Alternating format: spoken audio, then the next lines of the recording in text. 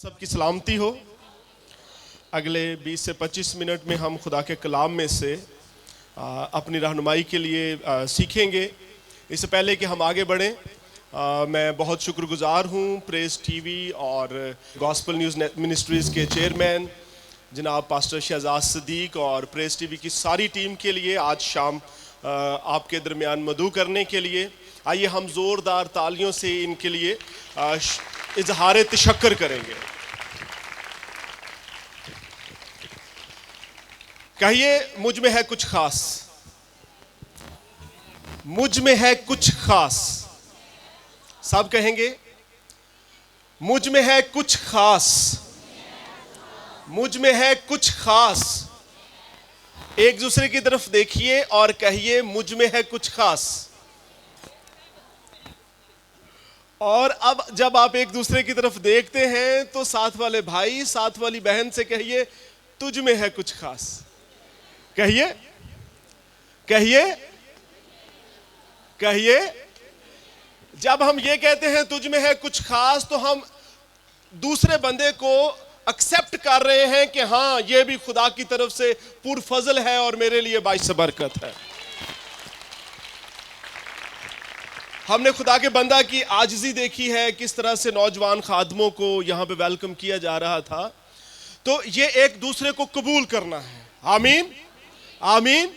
एक दूसरे से कहिए, मुझ में है कुछ खास। कहिए। आप जो पीछे बैठे हैं, आप भी, आप जो बाहर हैं, जो गली में हैं, आप भी कहिए, मुझ में है कुछ खास। आप जो हमें ऑनलाइन देख रहे हैं, कहिए, मुझ में है कुछ खास। अगर घर में आपके साथ बैठा कोई देख रहा है तो कहिए, मुझ में है कुछ खास। और फिर कहिए, तुम में है कुछ खास। कहिए। ये खास हम कैसे हो जाते हैं? किताब मुकद्दस बयान करती है, कलाम मुजस्सम हुआ और आदमियों के दरमियान रहा और हमने उसका ऐसा जलाल देखा जैसा बाप के इकलौते का। आमीन, आमीन। और जो शख्सियत मैं आपके सामने पेश करने जा रहा हूं, वो दर हकीकत बाप का इकलौता है और उसी के सबब से मैं और आप खुदा के फर्जंद हैं, इसीलिए हम खास हैं। आमीन। कहिए, मुझ में है कुछ खास, मुझ में है कुछ खास। आमीन। किताब मुकद्दस में से अमाल की किताब 9वां बाब, उसकी 32वीं आयत से लेकर 43वीं यानी आखिरी आयत तक किताब मुकद्दस में से हम पढ़ेंगे।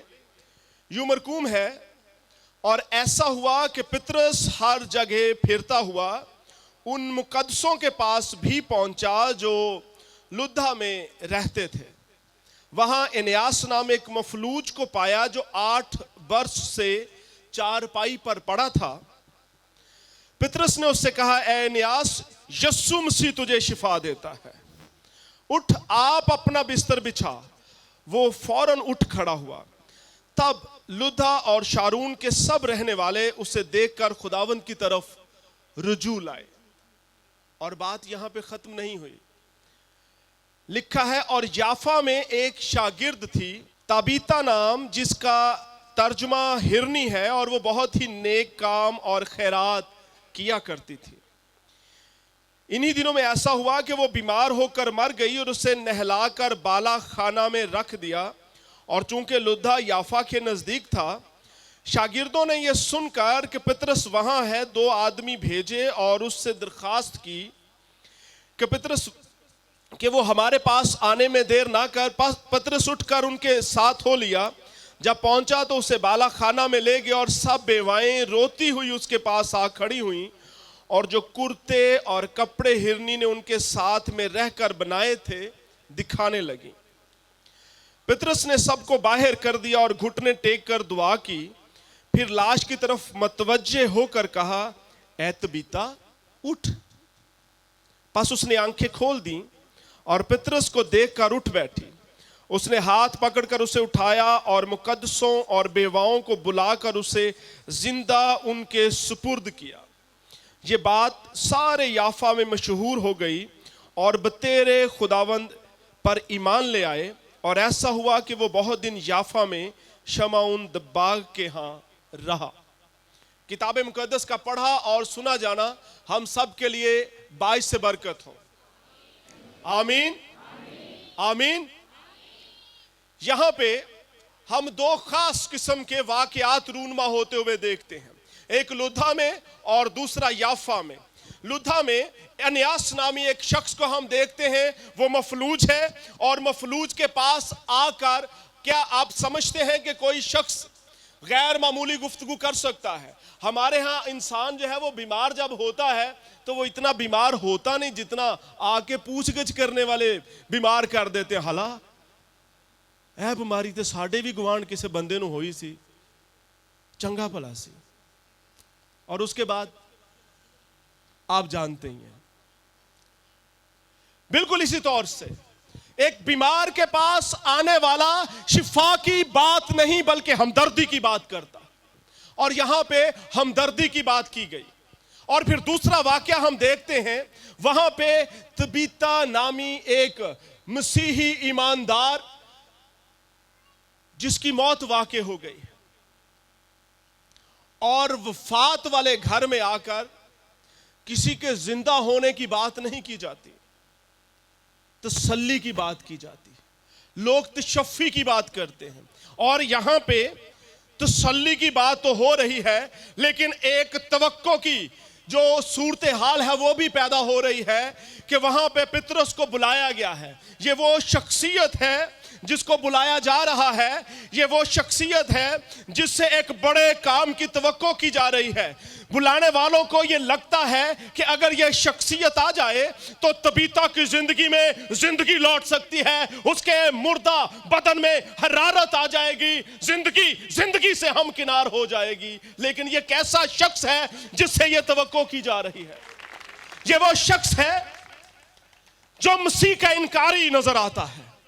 इससे पहले कि हमारे खुदावंद यीशु मसीह को मसलूब किया जाए, इससे पहले कि जब वो मेरे और आपके लिए कोर्स में घसीटा गया, उसकी दाढ़ी को नोचा गया, उसके मुंह पर थूका गया, उसके सर पे कांटों का ताज पहना दिया गया, उसके कपड़ों पे कुर्रा डाला गया, उस वक्त यह शख्स अपने आप को उससे अलग कर रहा है और अपने आप को मुकम्मल तौर पर उससे अलहदगी का शिकार करके उसे लगता है कि उसका इनकार कर दूंगा तो जान बच जाएगी। लेकिन इनकार करने के बाद भी वो ये नहीं जानता कि कोई है जो ना बचने वाली जान भी बचाने के लिए जमीन पे उतरा है, और वो मेरा यीशु है।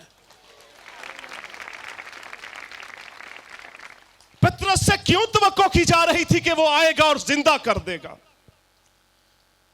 लुद्धा में उस शख्स से एनियास को देखकर पतरस को क्यों लग रहा था कि यह शख्स अगरचे मफलूज है लेकिन यह चलेगा, फिरेगा, उठेगा और इसके बदन में फिर से रमक आ जाएगी और यह आप अपना बिस्तर बिछा सकेगा, क्योंकि उसके पास यस्सु था।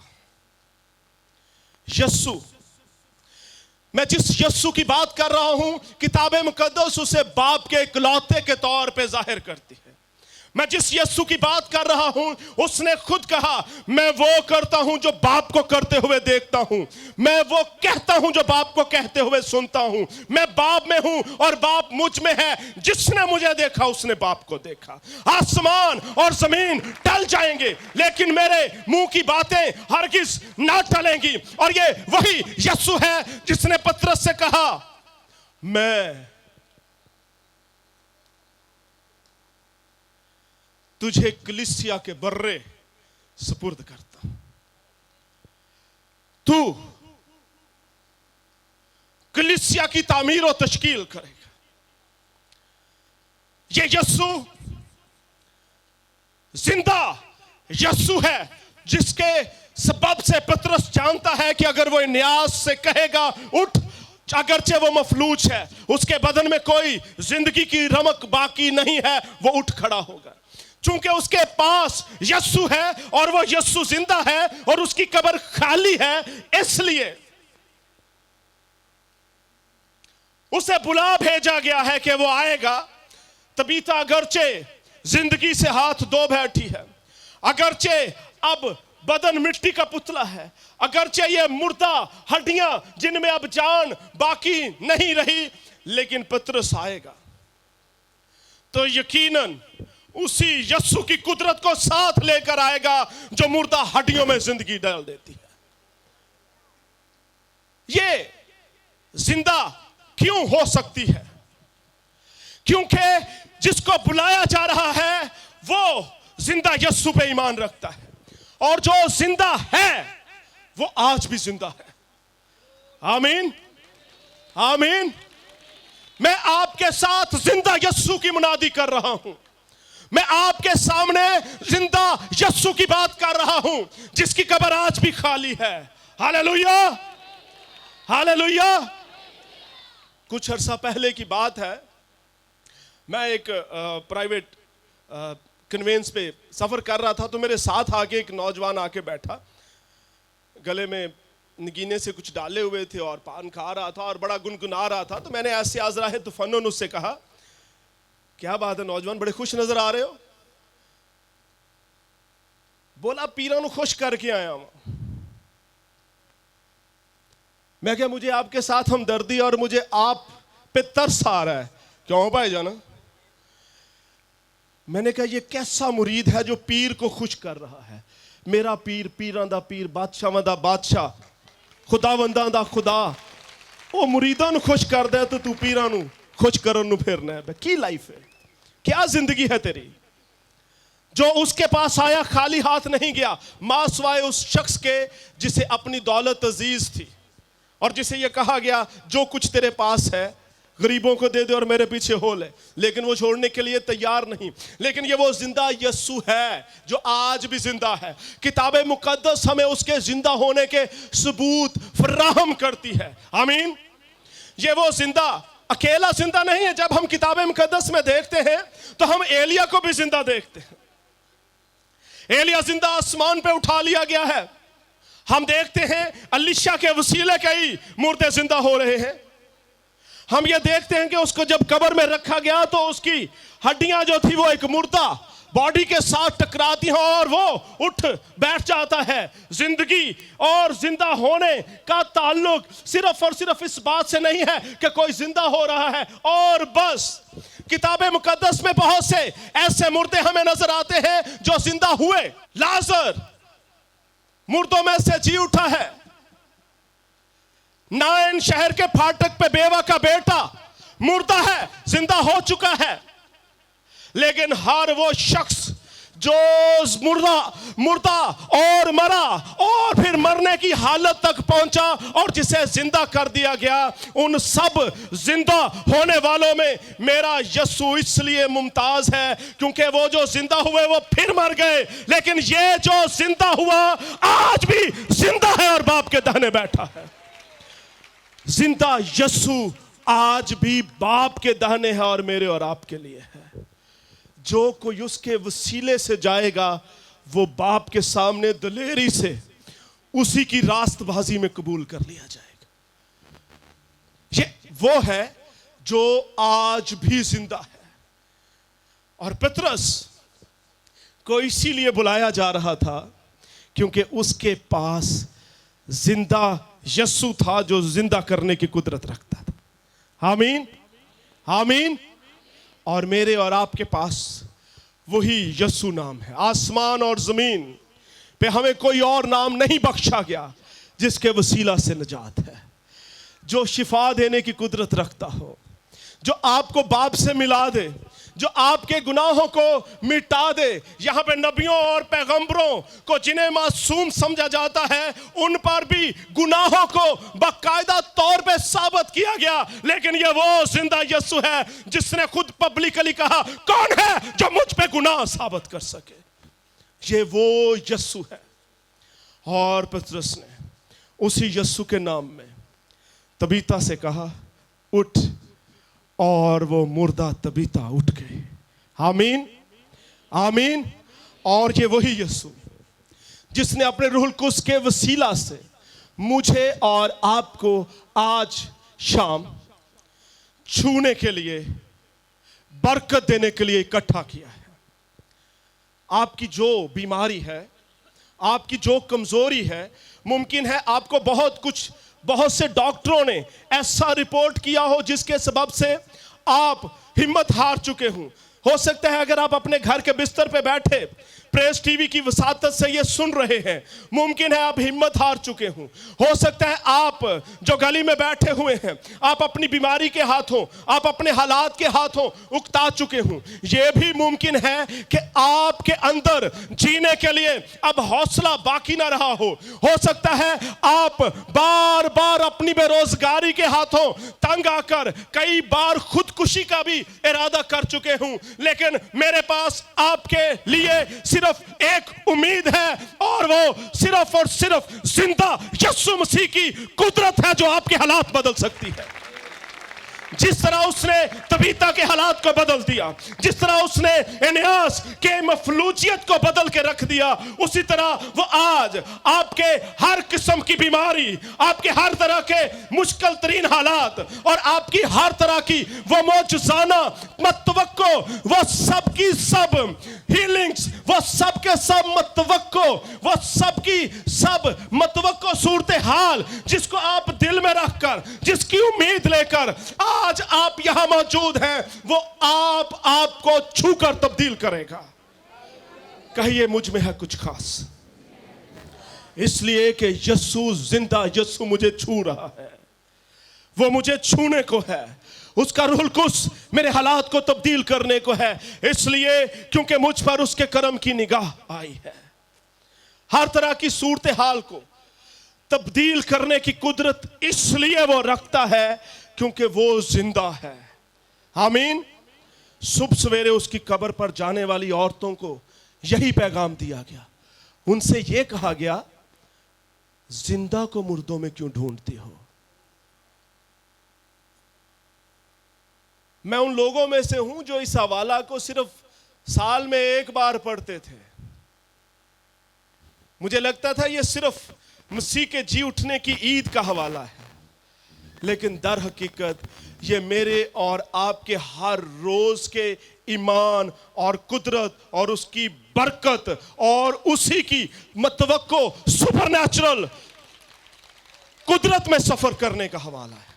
आमीन, आमीन, आमीन, आमीन। कहिए मुझ में है कुछ खास, क्योंकि वो मुझे छूने को है। अपने बंदा के वसीले वो मेरी जिंदगी में अपनी कुदरत को जाहिर करने को है। आइए सब अपनी आंखें बंद कीजिए। हालेलुया,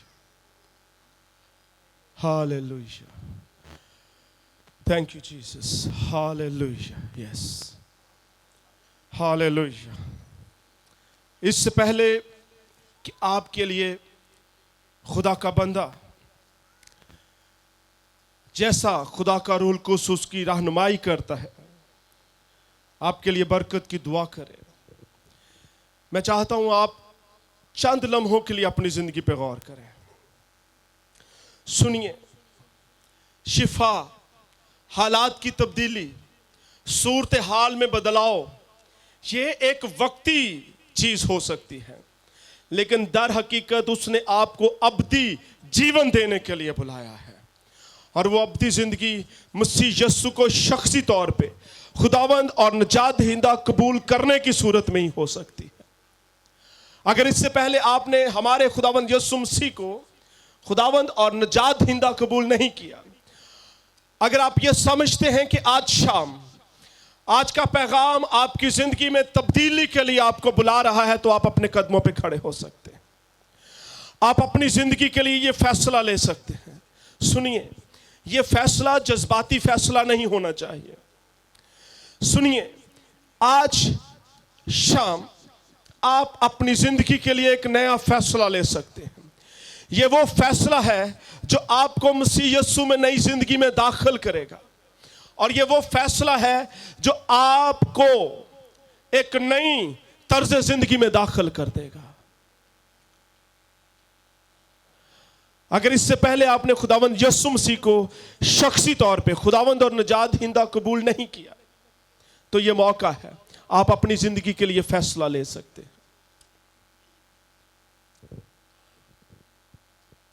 आप जो खड़े हैं, आप मेरे पीछे ये दुआ कर सकते हैं। बुलंद आवाज से कहिए, खुदावंद यीशु तेरा शुक्र हो, तूने सलीब पर मेरे लिए जान दी और मेरे गुनाहों को मुआफ किया। मैं तुझे शख्सी तौर पर अपनी जिंदगी में खुदावंद और निजात दहिंदा कबूल करता हूं।